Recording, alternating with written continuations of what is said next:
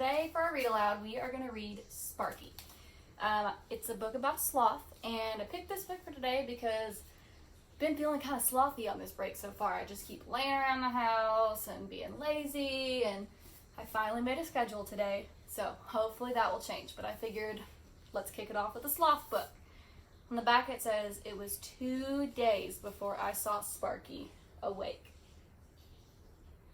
So this is a story about a little girl who wants a pet, and she really wants a pet sloth. But what do you think it would be like to have a pet sloth? I don't know about you, but I feel like probably wouldn't be as fun as you think. Also, Zoe wanted to help with our read aloud today, so hopefully she cooperates. Sparky, written by Jenny Offill, illustrated by Chris Applehans. Applehans? Not sure how to say that last name. I wanted a pet, a bird, or a bunny, or a trained seal.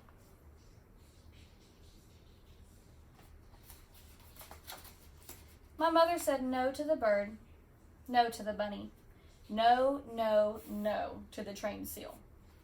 I asked her every day for a month until she finally said, you can have any pet you want as long as it doesn't need to be walked or bathed or fed. I made her promise.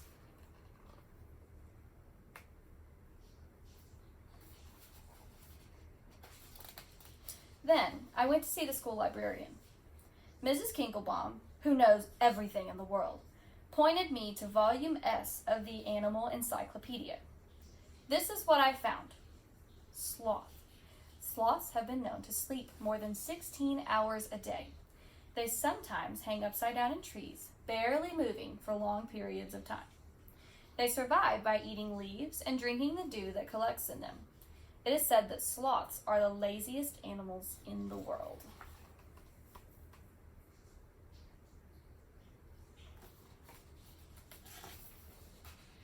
My sloth arrived by express mail. He was about the size of a medium-ish dog with a flat nose and a monkey face. My mother wasn't happy, but a promise is a promise, I said.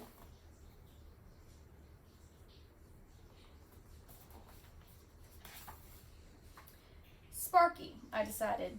That will be your name. I took him outside to his tree. Sparky went right to sleep. I made a sign and put it under the tree. Guard sloth, enter at your own peril.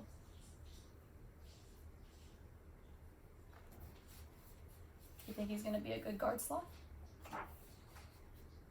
It was 2 days before I saw him awake.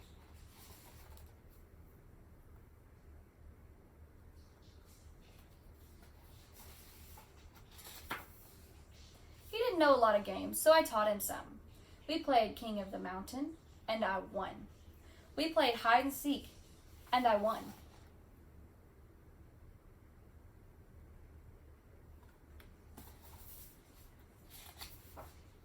We played Kung Fu Fighter, and I won. We played Statue, and Sparky was very, very good. That weekend, Mary Potts came over to investigate. Let me show you what Mary Potts is like. This is a picture of her room.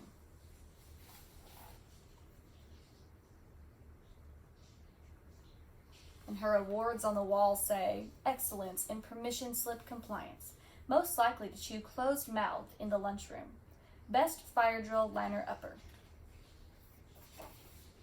Before she even took off her coat, Mary said, let me see your new pet. I had some worries, but I took her out to Sparky's tree. He opened his eyes and looked at us. Then he closed them again. I rubbed his belly, but it was too late. We stood there for a while watching him sleep. His fur ruffled gently in the breeze.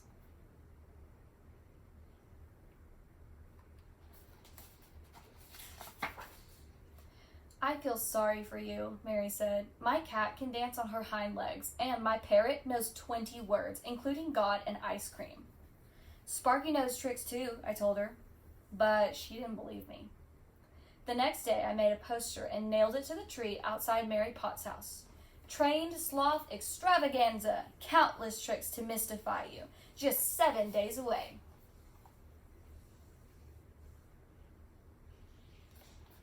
Wonder what tricks a sloth could do. All week we trained in secret. Sometimes Sparky slept through practice and I had to poke him awake. Sometimes he forgot what he was doing and we had to start over. Sometimes he took so long to fetch that I went inside and had dinner while I waited. I was starting to think the poster had been a mistake, but promise is a promise.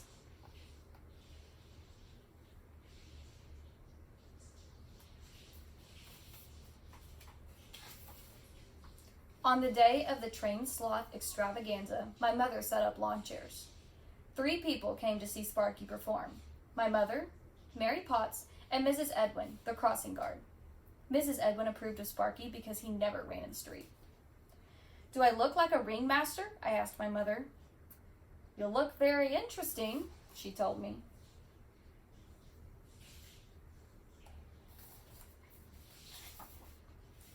I put a little glitter on Sparky just before the curtain went up. I kept wishing I had written 2 tricks on the poster instead of countless tricks.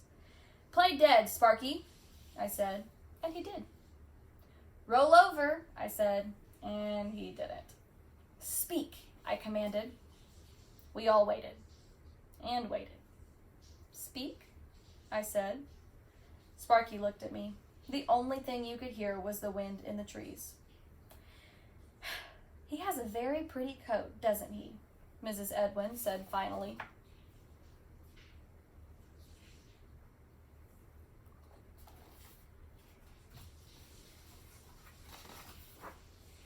You can't just invent a brand new pet like that, Mary told me. A pet no one's ever even had. My mother came out with lemonade and cookies, but everyone said they had to be going. Sparky and I watched them. Then my mother made me put the chairs away.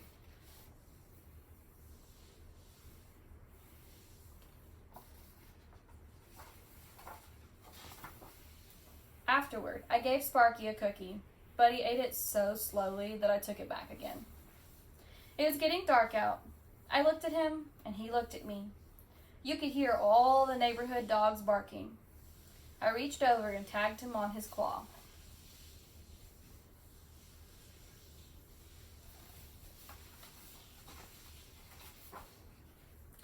You're it, Sparky, I said, and for a long, long time, he was.